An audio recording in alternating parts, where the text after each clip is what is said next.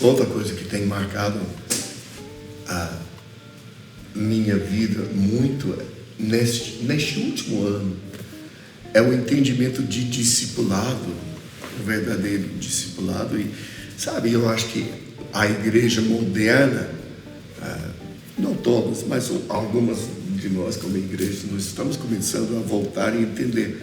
Discipulado é o caminho do Senhor. Isso realmente é o que Jesus fez e o que nós precisamos estar fazendo.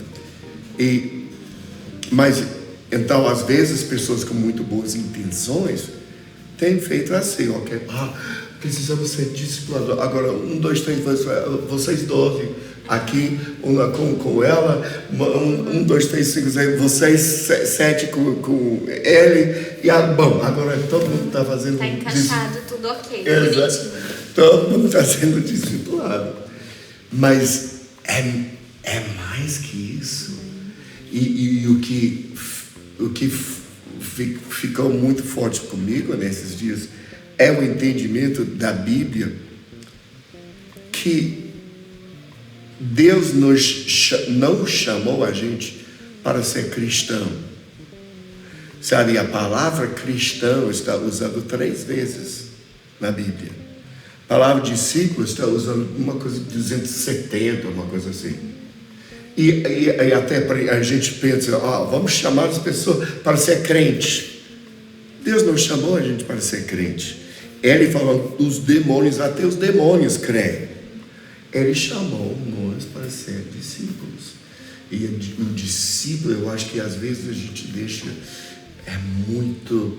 a gente quer deixar tudo bonitinho, tudo fácil para as pessoas. Mas Jesus não foi assim. Ele falou, você quer me seguir? Então, conte o custo. Então, eu vejo isso até, às vezes, muito na América. Esse verso que fala, quem não me ama mais que pai e mãe, e tal, não está mentindo. Vamos não falar isso no início, só fala, recebe Jesus, faz essa oraçãozinho e está tudo bem, agora você é crente. Mas não é isso que Jesus ensinou. Jesus foi, às vezes, brutal da forma que ele falou. Não. Se você não pega a sua cruz e negue a si mesmo, você não pode ser meu discípulo. E eu acho que jovens, inclusive, eu vejo isso muito nos Estados Unidos, pessoas tentando chamar jovens, e vamos fazer tudo atraente, tudo fácil. Mas o jovem verdadeiro, ele não é burro. Sabe, ele sabe que uma coisa que não custa nada não pode ser real. Mas quando nós entregamos o Evangelho como Jesus, não é tão atraente, mas eu acho que o jovem tem mais uma tendência de crer que isso é verdade. Isso é uma coisa verdadeira. Mas quando você só pensa de uma coisa de pessoa bem, e tem um culto bonitinho, e canta as músicas, e continuar. Só recebe, né? Eu acho que qualquer jovem que está buscando uma coisa verdadeira na vida, então, vai sacar isso. Não pode ser verdadeiro isso. Eu tive um cara de 27 anos, lá na Alemanha. Ele é super inteligente, psicólogo, sabe, um cara muito legal, muito legal. E ele me falou um dia, porque ele é ateu, ele fala que ele é ateu. Mas um dia ele estava falando, Marco, mas, ok, eu sou ateu, mas talvez, se existe a possibilidade que há um Deus, uma coisa eu sei, não é cristianismo. Porque eu já fui para a igreja e Jesus não estava lá, Deus não estava lá. Sabe, um cara super inteligente, está aberto, e eu falei, não, onde você foi, Deus não estava mesmo, sabe? Mas na nossa igreja, Deus está. Sabe? Então eu acho que é uma coisa para nós sermos honestos e ensinar o evangelho como Jesus ensinou, né? Você quer me seguir? Então conte o custo. Como um rei que vai na batalha. O rei que vai na batalha, ele conte o custo para ter certeza que ele pode ganhar. Um construtor construindo uma casa, ele vai contar o custo para ter certeza que ele consegue construir a casa até o final. Eu acho que a gente precisa chamar pessoas da mesma forma e não tentar fazer tudo bonitinho, tudo não. Dar o evangelho de verdade como Jesus deu. Às vezes até num começo, né, você não tem tempo de pregar o evangelho inteiro, né? Claro. Porque é uma parte, é verdade essas pregações que eles tiram a parte que fere a alma, né? Por exemplo, você vai ter que ser transformado, você vai ter que ser uma nova criatura. Essas partes afligem a natureza humana. Mas se você tira sempre as partes que afligem, né, e só fala das partes boas, como as profecias sobre Jesus, né? Você só diz que as nações vão se prostrar perante ele, mas você não diz que ele é o mais rejeitado dentre os homens, que ele não tinha mais feição humana. Você só diz que ele faz fluir rios, mas você não diz que ele é como raiz de uma terra seca, pela sequidão que ele estava vivendo, de escassez na terra, de coisas, de sofrimento, né, de solidão, muitas vezes que ele passou por isso. Então, num início de evangelho, né, a pessoa realmente não está exposta a todas as consequências, ela só sabe que Deus quer mudar a vida dela, que Ele morreu por ela, e ela responde com paixão, né? Mas na jornada, ela vai ouvindo, Deus vai apresentando para ela esses níveis mais que desafiam, né? Que arrancam a natureza que não devia estar nela e coloca a natureza. E uma coisa eu acho boa, Marcos, seria legal a gente falar isso para as pessoas, ver o que você acha. A gente está falando de discipulado, né? Aí, como você falou, na boa intenção de fazer essa doutrina, que é discipulado, as pessoas inventam um sistema, tentando, assim, pensar numa solução, né? Com boas intenções. Tipo, tem 1000 pessoas, o certo é discipular, então como que a gente faz? Divide e vai mandando. Mas um jeito prático bom de você encontrar um discipulado, um relacionamento assim, né? Um jeito que você descobre quem são as pessoas na sua vida que você vai discipular, ou quem te discipula, porque você não faz na sorte, né?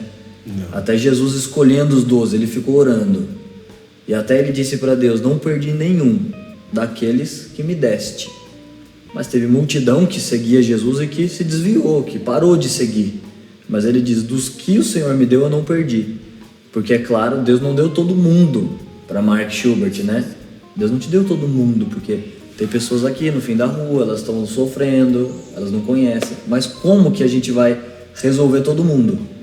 Mas alguns Deus nos confiou de discipular. E um jeito que eu vejo na vida prática, que a Bíblia não se pronuncia sobre tudo.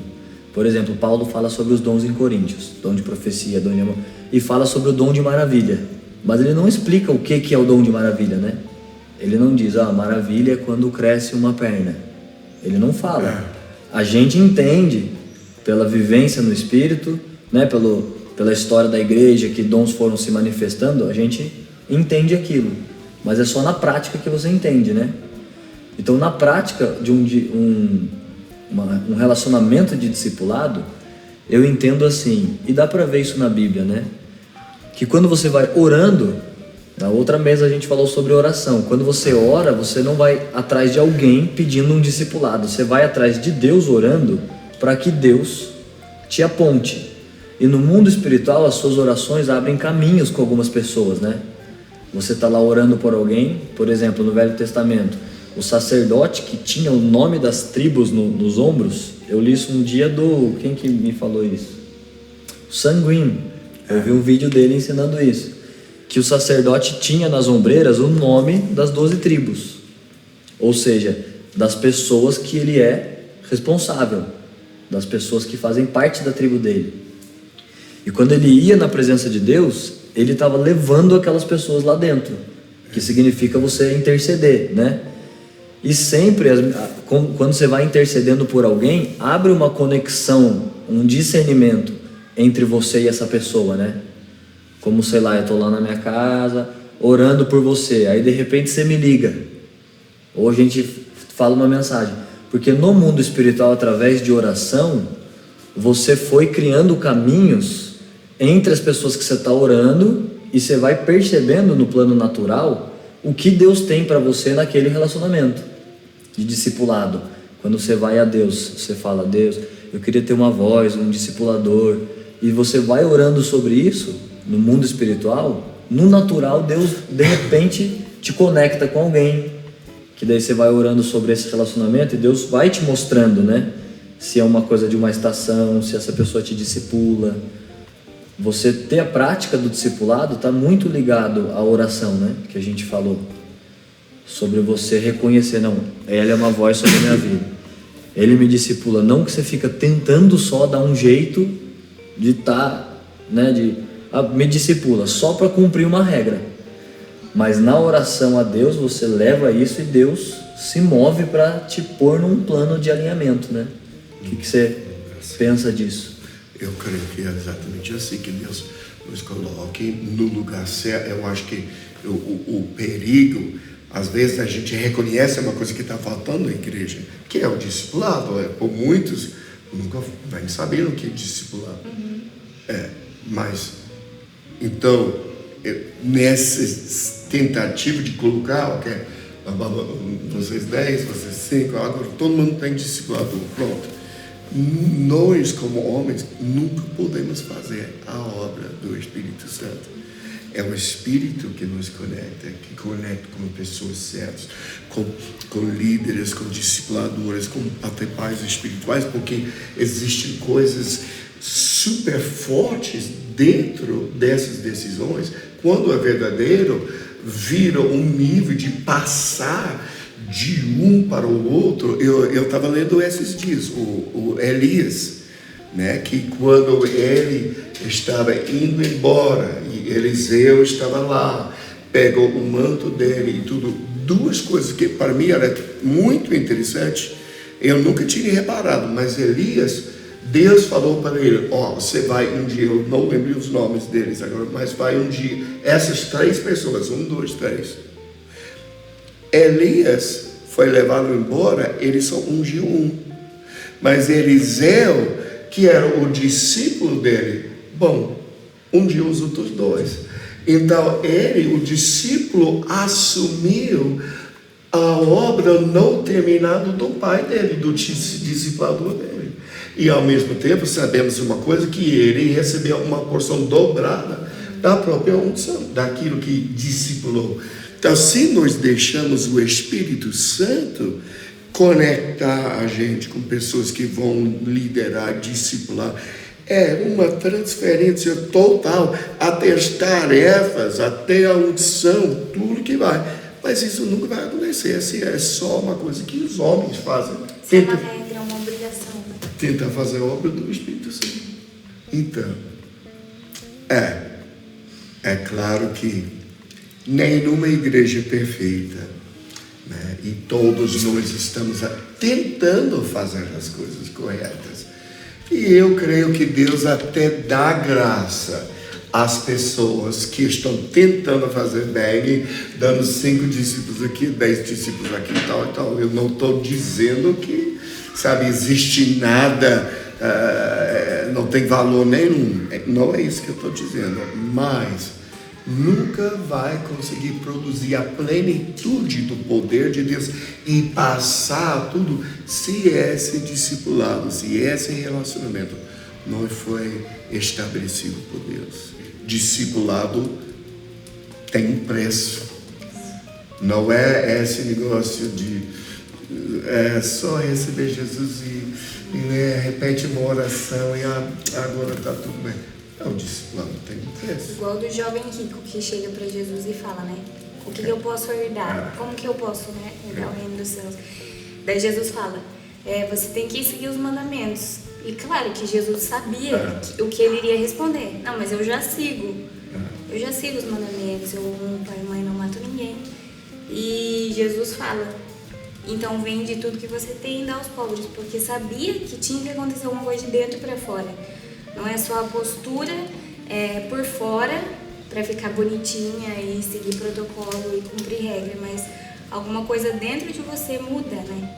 Para você realmente seguir o coração de Jesus e não só regras e protocolo em igreja, né? O preço é mais alto, o nível é mais profundo. O preço é mais alto. E Jesus foi direto naquilo que era o ídolo da vida dele.